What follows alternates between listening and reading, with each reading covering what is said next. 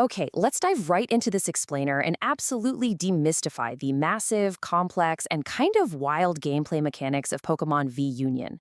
If you're looking to create a complete rule guide for Pokemon V-Union, well, you are definitely in the right place. We're going to unpack every single thing you need to know about these highly unique, multi-part cards.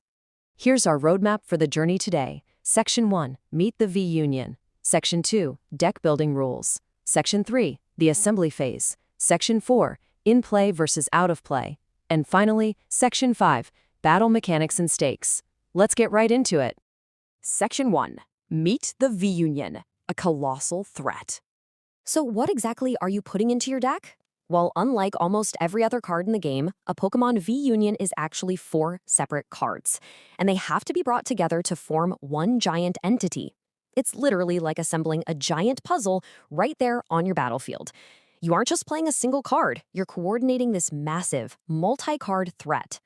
Section 2, Deck Building Rules, Prepping for Battle. Now, before you even sit down to play, you've got to know that the rules here are incredibly strict. Because all 4 pieces of your V-Union share the exact same card name, the standard game rules heavily restrict you. You can only have a total of 4 pieces with that specific name in your entire deck. To be absolutely clear here, that does not mean you get 4 of each individual arm or leg piece, no way. It means exactly 4 pieces total. So that equates to exactly 1 complete V-Union set per deck. On top of that, your pieces must match perfectly. All 4 copies of your V-Union in your deck have to be part of the exact same set, and they must be illustrated by the exact same artist. There's no mixing and matching allowed here, you know? Oh, and there is one more massive deck building caveat. Because V-Unions are not basic Pokemon, you cannot play them as your active or benched Pokemon during the initial setup. So if your deck only has Pokemon V-Union in it, it's illegal. Your deck literally must contain at least 1 standard basic Pokemon just to start the game. Section 3, the Assembly Phase, Building the Giant. The actual setup phase is completely counterintuitive to what you're probably used to. In a pretty surprising twist, you don't play these cards from your hand. You actually want these pieces in your discard pile. That's step 1. You've got to figure out a way to discard all 4 pieces. Then, for step 2, you pull them out of your discard pile and put them directly onto a bench, arranged as one giant card.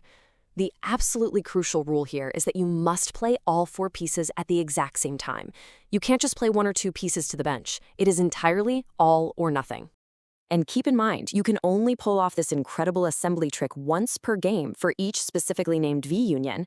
If it gets knocked out, that's it. You cannot reassemble that specific V-Union again for the rest of the match. It really is a true one-shot weapon. Moving right along to Section 4, In-Play versus Out-of-Play, the duality of V-Union.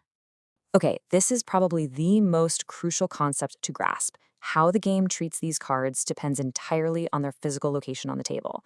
Here is your golden rule of thumb to memorize.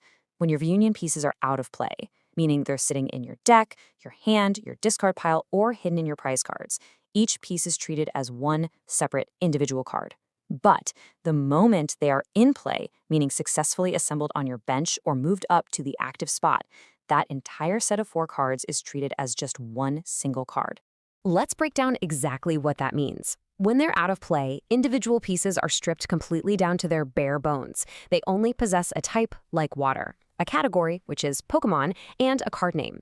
If an effect looks for attacks, abilities, HP, retreat cost, weakness, or resistance on those individual pieces while they're in your deck or discard pile, well, it's going to find absolutely nothing. They simply don't have those characteristics when they're disassembled. But once you've successfully assembled them on your bench, they act as a single, normal card. I know it looks huge, but despite its massive physical size on your table, it takes up exactly 1 bench spot. Not 4, just 1.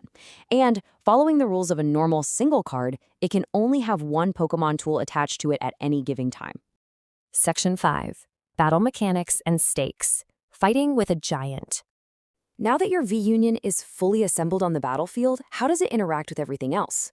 Well, here are the edge cases you really need to know. A V-Union is not a basic Pokemon, and it's not an evolution card. Instead, it actually has its own unique stage, literally called V-Union. Because of this, it completely dodges effects that target basics or evolutions, though, and this is key, it will still get hit by effects targeting unevolved Pokemon. Also, while the individual pieces aren't considered Pokemon with a rule box, the massive assembled creature absolutely is. So if your opponent plays a stadium that removes abilities from rulebox Pokemon, your giant V-Union is going to lose all of its abilities. And we really can't ignore the massive target painted on this card's back. The stakes in battle here are immensely high, because if your opponent manages to overcome its massive HP and knock out your V-Union, they immediately take 3 prize cards. Yep, 3. That is half the game gone in a single knockout. So, as we wrap up this explainer, you now have all the rule knowledge you need to wield these titans. But you've got to ask yourself, is the grueling discard setup, the complicated deck building restrictions, and that absolutely brutal 3-prize liability worth unleashing the unique power of a Pokemon V-Union in your next match? Well, that is a puzzle for you to solve on the battlefield.